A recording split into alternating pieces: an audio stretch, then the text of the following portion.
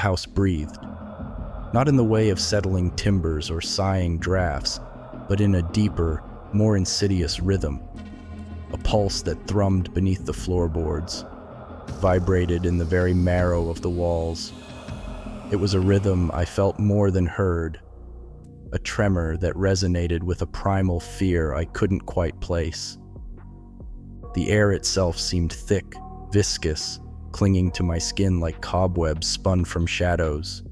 Each inhalation tasted of dust and decay, a cloying sweetness that hinted at something rotten beneath the surface. The wallpaper, a sickly yellow patterned with faded roses, seemed to writhe in the dim light filtering through the grimy windows. I had inherited this house from a distant aunt, a woman I barely knew, a woman whispered to be touched by madness. The locals spoke of her in hushed tones, their eyes darting nervously towards the looming silhouette of the house on the hill. They spoke of strange lights, of disembodied whispers, of a darkness that clung to the very soul of the place. I had dismissed their tales as superstitious nonsense, the ramblings of simple folk afraid of the unknown. But now, standing in the suffocating stillness of the foyer, I felt a creeping doubt. A cold tendril of fear snaked its way around my heart, squeezing tight. The silence was not empty. It was pregnant with unseen things, with the rustling of unseen wings, the skittering of unseen claws. It was a silence that screamed, a silence that promised horrors beyond comprehension. And then, from the depths of the house, a sound, a low, guttural moan, like the death rattle of some ancient beast. It echoed through the empty halls, bouncing off the walls, seeping into my bones. I froze, every muscle in my body taut with terror. The moan rose again, closer this time, accompanied by a slow, dragging sound. Something was coming. Something was hunting me. The house breathed, and I knew, with a certainty that chilled me to the core, that I was not alone. The dragging sound grew louder, punctuated by the rasping breaths, each inhalation a sucking void that seemed to pull the very air from my lungs. I pressed myself against the cold, damp wall, my heart hammering against my ribs like a frantic bird in a cage. The wallpaper, those sickly yellow roses, seemed to leer at me, their petals curling into grotesque smiles. The air itself felt charged, crackling with an unseen energy that made the hairs on my arms stand on end. A shadow flickered at the edge of my vision, elongated and distorted by the gloom. It moved with a sinuous grace, slithering along the wall like a serpent. I dared not breathe, dared not move, lest I betray my presence. The shadow coalesced, taking shape, a figure, tall and gaunt, draped in what looked like tattered rags. Its face was obscured by darkness, but I could sense its eyes, two burning embers fixed on me with an unholy intensity. It stopped just beyond the reach of the meager light filtering through the grimy window, its presence filling the space with a palpable dread. The stench of decay, of something ancient and foul, wafted towards me, making my stomach churn. Then, a voice, a dry, rasping whisper that seemed to slither into my mind rather than reach my ears. "You shouldn't be here," it hissed, the words tasting of dust and decay. My voice, when it came, was a strangled croak. "Oh, no, what are you?" The figure tilted its head, the movement unsettlingly bird-like. "I am the keeper, the guardian of this house, and you, trespasser, are not welcome." Terror, cold and paralyzing, gripped me. I wanted to run, to scream, but my body refused to obey. I was trapped, a fly caught in the web of this nightmare. "What do you want?" I managed to whisper, my voice trembling. The figure took a step closer, the dragging sound of its movement sending shivers down my spine. Feeds on fear, on despair, and you, little one, are a feast. The air grew colder, the shadows deeper. The house itself seemed to press in on me, its walls closing like the jaws of a hungry beast. I stumbled back, my foot catching on something unseen. I fell, landing hard on the cold, unforgiving floor. Pain shot through my ankle, but I didn't dare cry out. The figure loomed over me, its shadow engulfing me like a shroud. I could feel its gaze boring into me, stripping away my defenses, exposing the raw terror that lay beneath. There is no escape, it whispered, its voice a chilling caress against my ear. This house will claim you. It will consume you, and you will become one with the darkness. I closed my eyes, bracing myself for the inevitable. But the attack never came. Instead, I heard a sound that cut through the oppressive silence like a shard of glass. A voice, clear and strong, echoing from the depths of the house. Leave her be. The figure stiffened, its head snapping towards the source of the voice. Who dares? It hissed, its voice laced with fury. The voice, a woman's voice, resonated with an authority that sent a shiver down my spine. This is my domain, it declared. and I will not tolerate your interference. The figure hesitated, its burning gaze flickering between me and the unseen speaker. You cannot stop me. It snarled. This house belongs to me. It belongs to no one. The woman's voice boomed. It is a prison, a tomb, and I will not allow you to add another soul to its collection. A tense silence descended, broken only by the rasping breaths of the figure and the pounding of my own heart. Then, with a final hiss of frustration, the figure retreated into the shadows, its dragging footsteps fading into the oppressive silence. I lay there, trembling, my body racked with sobs. The woman's voice, though unseen, had been a beacon of hope in the suffocating darkness. Slowly, I pushed myself up, my ankle throbbing with pain. I had to find her, this mysterious protector. I had to know who she was, what she was. I stumbled to my feet, leaning heavily on the wall for support. The house seemed to sigh, the oppressive silence lifting slightly. I took a tentative step forward, then another, my eyes scanning the gloom. The wallpaper, those sickly yellow roses, seemed to leer at me, their petals curling into grotesque smiles. But now, beneath the fear, I felt a flicker of defiance. I would not be consumed by this house. I would find the woman, and together, we would break free from its grasp. The house breathed, but this time I felt a shift in its rhythm. A tremor of fear, perhaps, or maybe something else. Hope. I pressed on, deeper into the darkness, the woman's voice echoing in my mind, a guiding light in the suffocating gloom. The house, for the first time, felt less like a prison and more like a battlefield, and I, a soldier, ready to fight for my freedom. The house, despite its oppressive atmosphere, was a labyrinth of forgotten grandeur.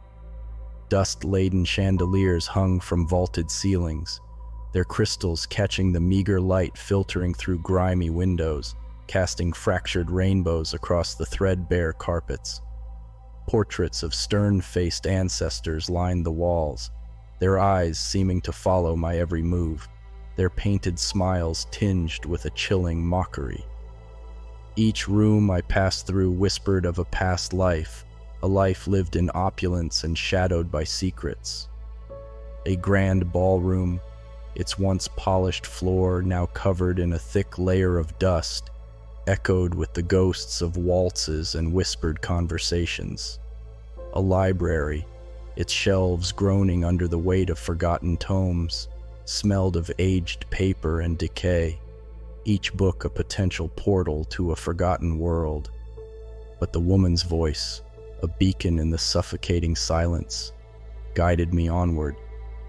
It seemed to emanate from the heart of the house, a pulsing rhythm that drew me deeper into its shadowy embrace. I passed through a darkened hallway, the air thick with the scent of mildew and something else, something indefinable, something that made my skin crawl.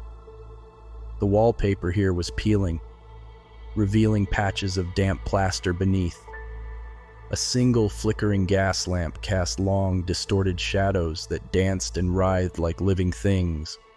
And then I saw it, a door, slightly ajar, at the end of the hallway. A faint glow emanated from within, a warm, inviting light that seemed to beckon me forward. The woman's voice, clearer now, seemed to whisper from behind the door. Come in. It said, a gentle caress against my ear. Come. I have been waiting for you. My heart pounded in my chest, a frantic drumbeat against my ribs.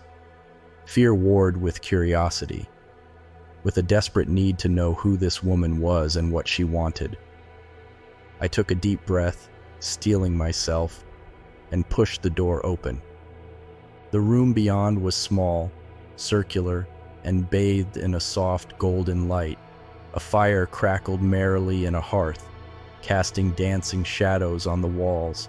Bookshelves lined the walls, overflowing with volumes of all shapes and sizes. And in the center of the room, seated in a high-backed armchair, was the woman. She was older than I expected, her face etched with lines that spoke of both wisdom and sorrow. Her hair, the color of spun silver, was pulled back in a severe bun, framing a face that was both beautiful and hauntingly familiar. Her eyes, a piercing blue that seemed to see right through me, met mine. Welcome. She said, her voice a low, melodious hum. I have been expecting you.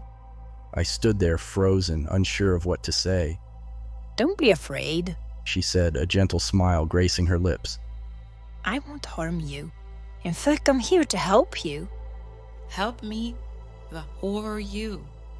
I finally managed to stammer. And what is this place? The woman's smile widened, a hint of sadness flickering in her eyes. This is a sanctuary, a refuge from the darkness that pervades this house, She said, gesturing around the room. But the darkness. I began, my voice trembling. The figure. It said this house. It feeds on fear. The woman nodded. It does. This house is a living entity, a parasite that thrives on despair. It has been feeding on the souls of its inhabitants for centuries. And you? How did you escape its grasp? I asked, my gaze fixed on her. The woman's expression grew somber. I didn't escape. She said softly. I was trapped here just like you. But I learned to fight back. I learned to harness the power of this house, to bend it to my will. She rose from her chair, her movements fluid and graceful despite her age. And now, I will teach you to do the same. She said, her eyes blazing with an inner fire. I stared at her, my mind reeling. This woman, this stranger, was offering me a chance to fight back, to break free from the house's suffocating grip.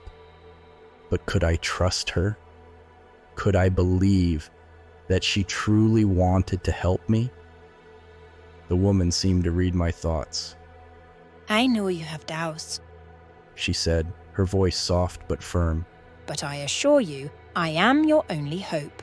Together, we can defeat the darkness that haunts this house.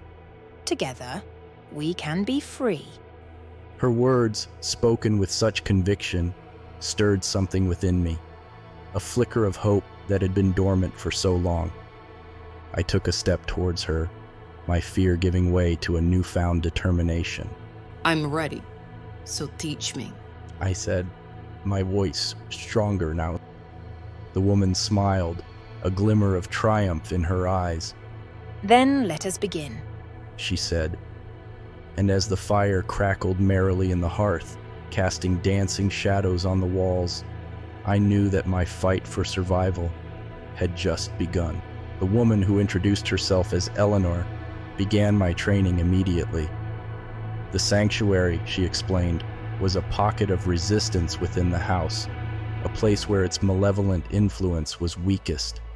It was here, amidst the comforting scent of old books and crackling fire, that I began to understand the true nature of the house and the darkness that dwelled within it. Eleanor spoke of the house as a sentient being, a parasitic entity that fed on the negative emotions of its inhabitants. Fear, despair, anger. These were the sustenance it craved, the fuel that kept its darkness alive. This house is a mirror. She said, her voice low and intense. It reflects the darkness within us, amplifies it, feeds on it. But it can also be a source of strength if we learn to control our fear, to channel our anger into something positive. She taught me techniques to quiet my mind, to focus my thoughts, and to draw strength from the very essence of the house. We practiced meditation, visualization, and breathing exercises, each session chipping away at the fear that had taken root within me. Eleanor also revealed the history of the house, a tale of tragedy and betrayal that stretched back generations. She spoke of the original owner, a man consumed by greed and ambition, who had made a pact with a dark entity in exchange for wealth and power. The house is a prison, She said, her eyes filled with sorrow. not just for its inhabitants, but for the entity that dwells within it. It is trapped here, bound to this place by the pact it made. She explained that the figure I had encountered, the Keeper, was a manifestation of the entity's will, a guardian tasked with ensuring that the house continued to feed on the despair of its inhabitants. But there is a way to break the cycle. Eleanor said, her voice filled with determination. We can sever the pact, free the entity, and finally cleanse this house of its darkness. The task seemed daunting, almost impossible. But as I trained with Eleanor, as I learned to control my fear and tap into the hidden strength within myself, a flicker of hope began to grow. Days turned into weeks, and the sanctuary became my refuge, a place of learning and growth. I delved into the ancient tomes that lined Eleanor's shelves, poring over forgotten texts on the occult, on the nature of consciousness, on the power of the human spirit. Eleanor, a patient and insightful teacher, guided me through the labyrinthine complexities of these arcane subjects. She taught me about the interconnectedness of all things, the delicate balance between light and darkness, and the power of belief to shape reality. As I learned more about the house and the entity that haunted it, I began to understand the true nature of my own fear. It wasn't just the fear of the unknown, of the darkness that lurked in the shadows. It was the fear of my own power, of the potential that lay dormant within me. Eleanor had awakened something within me, a spark of defiance, a refusal to be consumed by the darkness. And as I grew stronger, as I learned to harness the power within myself, I knew that the final confrontation with the entity was inevitable. The house, sensing the shift in the balance of power, grew restless. The shadows deepened, the whispers grew louder, and the air grew thick with a palpable sense of dread. But I was no longer the terrified girl who had stumbled through its darkened halls. I was a warrior, armed with knowledge and determination, ready to face the darkness head-on. The final battle was approaching, and I knew, with a certainty that sent shivers down my spine, that the fate of the house, and perhaps my own soul, hung in the balance. The air crackled with anticipation. The house itself seemed to hold its breath, the oppressive silence broken only by the frantic beating of my heart. Eleanor stood beside me, her face etched with grim determination. Are you ready? She asked, her voice low and steady. I met her gaze, my own fear battling with a newfound resolve. I am. I whispered, my voice trembling slightly. Eleanor nodded, a flicker of pride in her eyes. Then let us begin. We moved through the house, each step echoing in the suffocating silence. The shadows seemed to writhe and coil around us, reaching out with icy fingers. The air grew colder, the stench of decay growing stronger. We reached the heart of the house, a vast, cavernous room shrouded in perpetual twilight. In the center, a swirling vortex of darkness pulsed and throbbed, a manifestation of the entity's power. The keeper materialized from the shadows, its gaunt figure draped in tattered rags, its burning eyes fixed on us with unholy intensity. You cannot stop me. It rasped, its voice a chilling whisper that seemed to slither into my mind. This house is mine. This darkness is mine. You will become part of it. Eleanor stepped forward, her voice ringing with power, and she declared, This house belongs to no one. It is a prison, a tomb, and we will break its hold. The keeper lunged, its claws outstretched, its eyes blazing with hatred. Eleanor met its attack with a surge of energy, a blinding white light that erupted from her hands, pushing the creature back. The battle raged, a whirlwind of darkness and light, of fear and defiance. Eleanor fought with the grace and precision of a seasoned warrior, her movements fluid and deadly. Fueled by a newfound courage, I unleashed the power within me, channeling the house's energy against its master. The vortex of darkness pulsed and writhed, its tendrils reaching out to ensnare us. The air crackled with raw power, the very walls of the house seeming to groan under the strain. But as the battle reached its crescendo, something shifted. The darkness, instead of receding, seemed to grow stronger, feeding on our fear, on our desperation. Eleanor stumbled, a gasp escaping her lips. The light around her flickered, dimming. Eleanor! I cried out, reaching for her. But it was too late. The keeper, its eyes burning with triumph, lunged forward, its claws sinking into Eleanor's chest. A scream tore from my throat, a primal sound of anguish and rage. Eleanor crumpled to the ground, her eyes wide with pain and betrayal. No! I screamed, my voice raw with grief. The keeper turned towards me, its face contorted in a grotesque mockery of a smile. It hissed, its voice dripping with malice. You are next. But as it advanced, I felt a surge of power, unlike anything I had ever experienced. It wasn't Eleanor's power, not the house's power. It was something else, something ancient and primal, something that had been dormant within me all along. I raised my hands, and a wave of pure, unadulterated darkness erupted from me, engulfing the keeper, consuming it.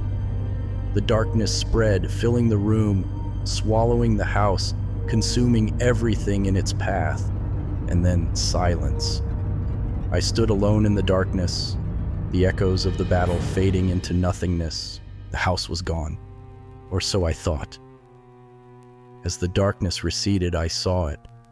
Not the house, not the keeper, not Eleanor, but myself, reflected in the darkness, a twisted, grotesque mockery of my former self. My eyes glowed with an unholy light. My skin was ashen, my lips curled into a cruel smile. The darkness had not been vanquished. It had consumed me. The house had not been destroyed. It had become me. And the laughter that echoed through the void was mine, my own laughter, twisted and corrupted, a testament to the darkness that now dwelled within my soul. The laughter echoed, bouncing off the walls of my new, formless prison. It was a hollow sound, devoid of joy, a mockery of the laughter I once knew. I reached out, my hand passing through the darkness, feeling nothing but the chilling emptiness within. Then a whisper, slithering through the void, a voice that was both mine and not mine. We are one now.